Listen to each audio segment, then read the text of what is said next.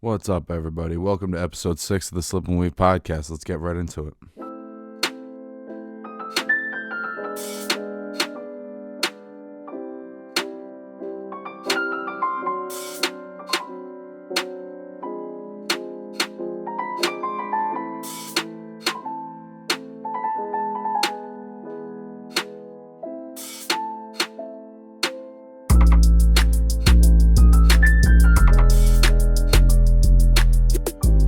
Yeah, man, it's still a week later. I'm still thinking about Wilder Fury.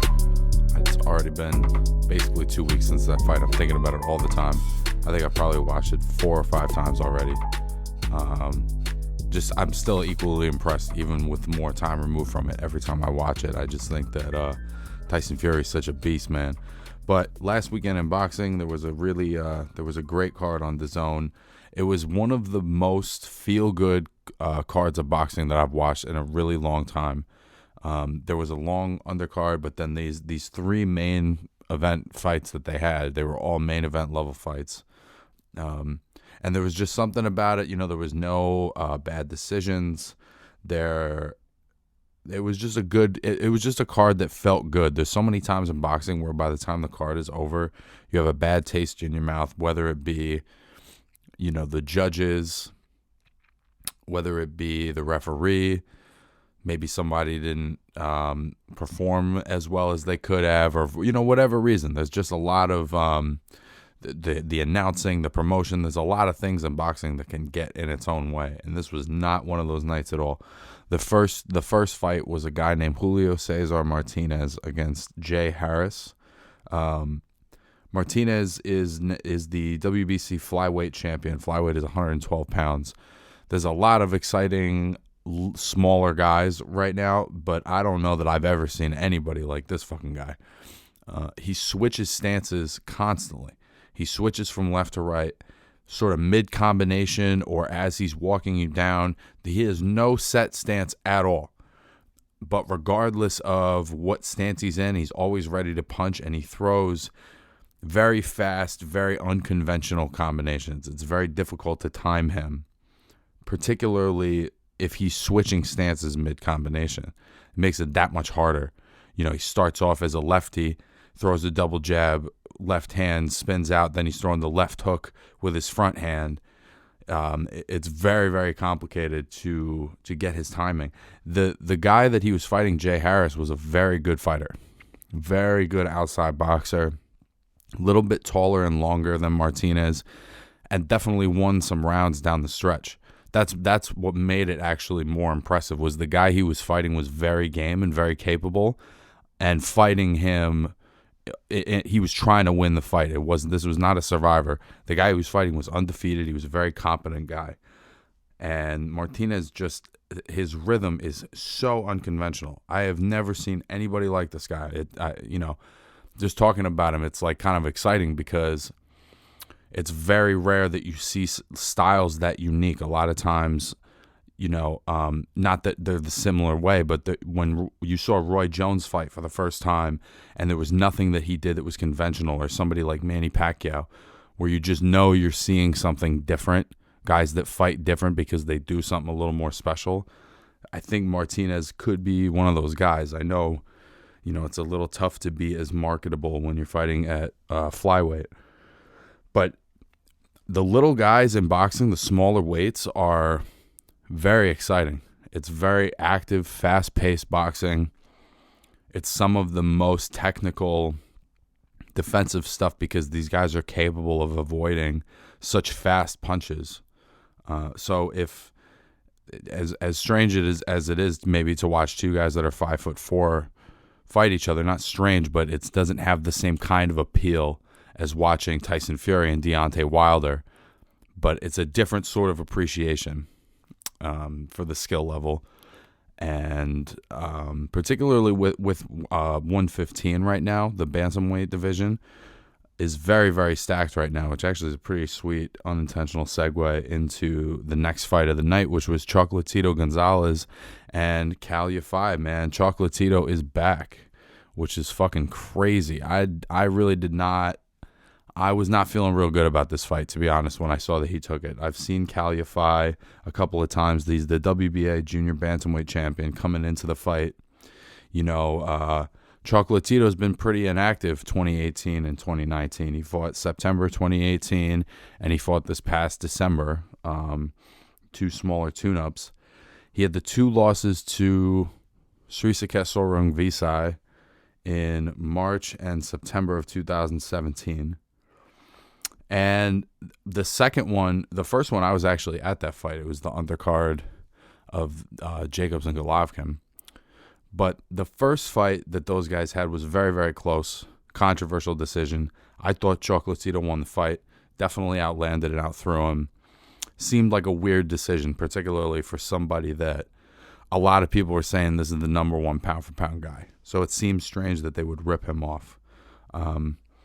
Wasn't my favorite decision. The second fight, it seemed like Sorungvisai really filled into his shoes a little bit. Like he really believed that he was the champ, and he walked through Chocolatito. And I remember it was weird to see somebody who, at least for the 3 or 4 years prior to that, had been seen as just like such an unbeatable force at the smaller weights. It didn't really seem like anybody was touching this guy. He had some tough fights with Quadras and Estrada earlier in his career. But for the most part, this guy totally overwhelmed these guys at this smaller weight. The punching power was too much. His pace, he throws 5, 6, 7 punch combinations. He's just a lot to handle. But I think as he moved up in weight and moved up in class, some of his defense issues started to come up, and you could see that, particularly in the Quadras fight. I remember he took a lot of shots. He really took a lot of punishment in that fight. Yafai was trying to be physical with him, which in theory you might actually think would work, because Chocolatito did a lot of accomplished most of his glory at 112. It's crazy to think that 3 pounds would make a difference, but at those smaller weights, it actually does make quite a difference from 112 to 115. The 115 guys are a little bigger. They look a little more like featherweights, which is 126. When you get down to 112, they look a little more like minimum weights, which is 105. So oddly enough, it is sort of a big 3-pound jump. Yafai tried to be physical with him, and Chocolatito just had too many skills, man. His combinations, and then he would change his angle the whole fight. He would get off 3-4 shots, circle around. 3-4 shots, circle back the other way. He was never standing in one spot with this guy. The Yafai was basically just following him around. He was so confused, particularly after round like 3 or 4. Chocolatito's pace really started to catch up to Yafai, and you could see by the 6th, 7th round that he was starting to feel the pace. He was starting to feel a little worn down, and he was starting to have some doubt, that maybe this great, older fighter that everyone thinks is shot might actually not be so shot. And ultimately, Chocolatito basically dominated the fight. He dominated the punch stats, and he beat this guy up and knocked him the fuck out. And it was really great to watch, because I wasn't necessarily excited about watching an older, not that he's old, he's 30, early 30s, but just that he's a little shop worn, whatever his age is. He's got a lot of boxing miles on him, and I was not interested in watching some young prime champion beat him up, because he's been such a fun guy to watch. So I was really happy for him. I was really happy that he still had something in the tank. It made the knowledge of, he took almost 3 years off from not fighting at the highest level, and it obviously has done wonders for him. The rest has done wonders for him. He looked fresh. His defense was much sharper. It was really difficult to hit him. I felt like he was getting hit so much his last couple fights before the Sorungvisai fights, and then those 2 fights. it seemed like it was getting progressively easier to hit him. And this fight, he was very difficult to catch clean. The constant circular movement around Yafai, every time he would get off more than 2 shots, he would change the angle, and it was beautiful to watch, man. I think that 115 obviously has some good options for him. He could take a third fight with Sorang Visai, even though he's lost the first 2. You know, making the argument that he won the first one. The third fight is actually pretty compelling. I think what's more compelling is him fighting a rematch with Juan Francisco Estrada, who's the current sort of top guy at 115. Estrada fought Sorang Visai twice after he had beaten Gonzalez, and lost the first one, won the second one, and has defended his belts a couple of different times. Chocolatito beat him back in 2012. So I think that's probably the most interesting rematch, and I think maybe it puts even more hype into a rematch between Chocolatito and Sorang Visai if he's able to beat Estrada. So those 2 fights are great. But there's a fight that there's not a lot of people are talking about against a guy named Donnie Nietes from the Philippines, who was undefeated, who has been undefeated since 2003. One of the longest reigning champions in all of boxing, and has not been active in the last year and change. That why is unclear to me. I don't know if he's retired or if he's just unwilling to take a certain caliber of fight if he only wants big fights. But I think him and Chocolatito is, on a technical level, one of the most compelling fights in boxing. If you get a chance, definitely check Donnie Nietes out on YouTube, a boxing master. Aside from Manny Pacquiao, one of the greatest, Filipino fighters of the 21st century for sure. Chocolatito had Plan B, Plan C, and Plan D. And Yafai really didn't have anything beyond, like, I'm going to be younger, bigger, and stronger and just kind of muscle this guy around. And it didn't work. So shout out to Chocolatito. The main event was Mikey Garcia and Jesse Vargas. So this was an interesting fight. I thought Mikey looked good. The early part of the fight, Vargas was definitely busier the first 4 rounds. He definitely outworked him. He kept him on the end of the jab. A lot of not hard combinations, but just get respect punches, really. Those first 4 rounds and sort of making Mikey keep his hands in his pocket. The best things that Mikey did, though, was that when he got the opportunity, he really sat down on his shots. He put Vargas down, and from there on, from round 5 on, his offensive explosiveness was much more impressive. His ability to kind of burst in and out was very impressive, and I was glad that I was impressed that his punching power was so effective, against a guy that's fought up at 154, that's fought some bigger guys. And Mikey made it very clear that he could hurt Vargas at any time. And in fact, really after round 5, anytime he landed something clean, you could see that it really affected Vargas. The issue for me, and of course, if you hadn't seen the fight or you haven't read about the fight, Mikey won a unanimous decision. One judge had it 114, 113. The other 2 had it 116, 111. I think those are both, those are reasonable scores for sure. But one of the things is I felt like Mikey has a hard time with tall guys that are busy.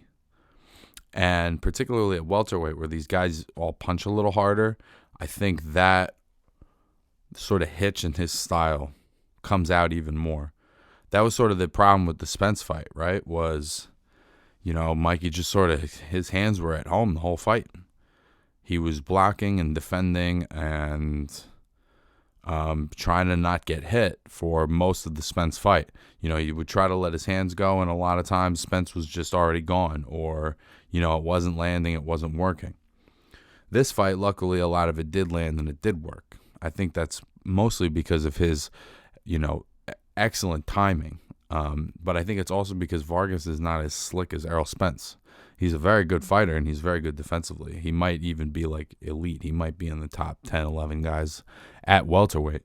But if the difference between Vargas and Spence is the top of the division, and Vargas is not. So some of the things that might work on Jesse Vargas are not going to work on Errol Spence. And so that's what happens with Mikey. He kind of did it backwards, where he moved up and fought the absolute best guy that he could get, at a higher weight. And now, it didn't really work out. Arguably, he didn't win a single round. And, now we're seeing if he can build himself back up to a point where him fighting somebody at the top at welterweight is compelling. For me personally, and I'm not like thrilled to say this because Mikey Garcia is one of my favorite fighters to watch, but this fight did not sell me that he is gonna be a problem for anyone at the very top at welterweight. I think it's possible that he beats everybody but when you talk about the very top of the welterweight division, you're talking about pretty much three guys: Errol Spence, Terrence Crawford, and Manny Pacquiao. Those are really the three top guys at 147, which is really kind of the money division in boxing outside of heavyweight. Any of those three guys, you think about Spence, obviously Mikey's already fought Spence. You think about Crawford, a master boxer from the outside, very hard puncher, picks up the pace as he goes along.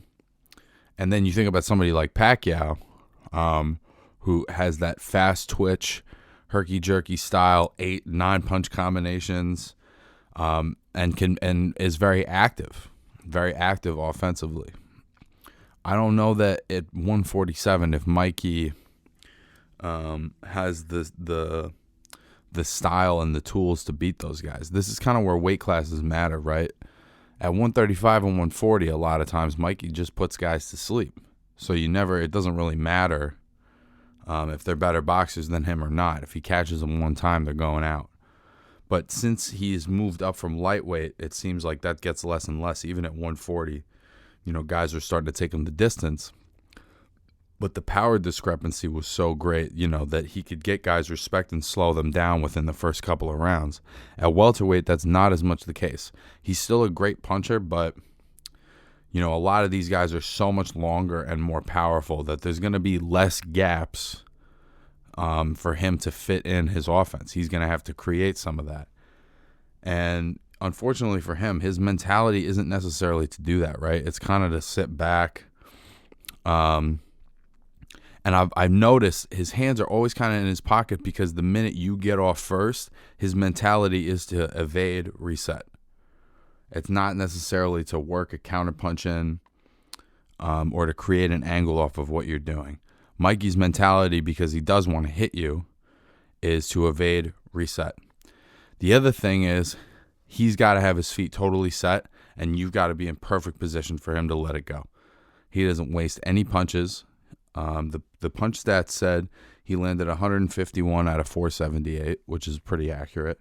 And Vargas landed 142 of 671. So while Mikey outlanded him, Vargas was much busier, and it made it really tough for Mikey to slip in his offense.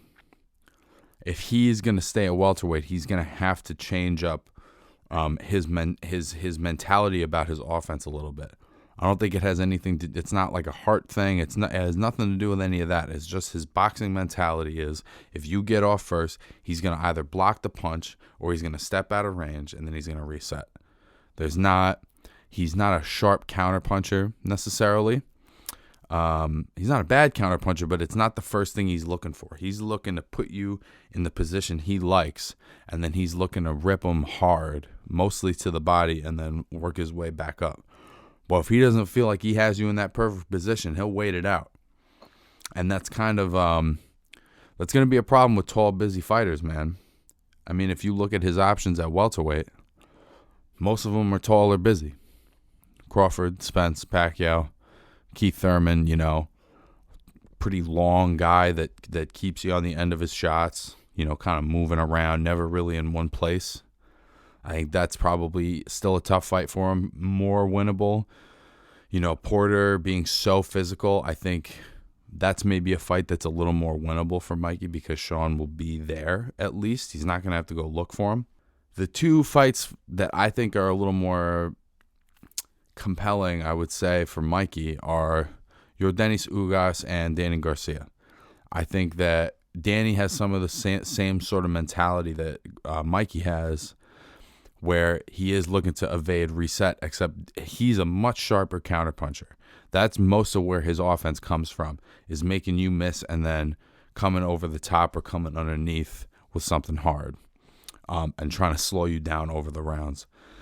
So I think Danny and Mikey is an interesting fight. Ugas is just a strong, well-rounded Cuban-style boxer that can do it all, but he's not real big and tall. So maybe that's a more realistic matchup for Mikey. There are not a lot of big fights for him at junior welterweight. That's part of the problem. There's really like Josh Taylor and Jose Ramirez. I think Taylor's got belt mandatories he's taken care of right now, and I think Ramirez is trained by his brother. So I don't think that that's going to be in the cards for him anytime soon, fighting either of those guys. And outside of those two guys, I don't know that there's that many big fights for him at 140, not that are worthy of his star power.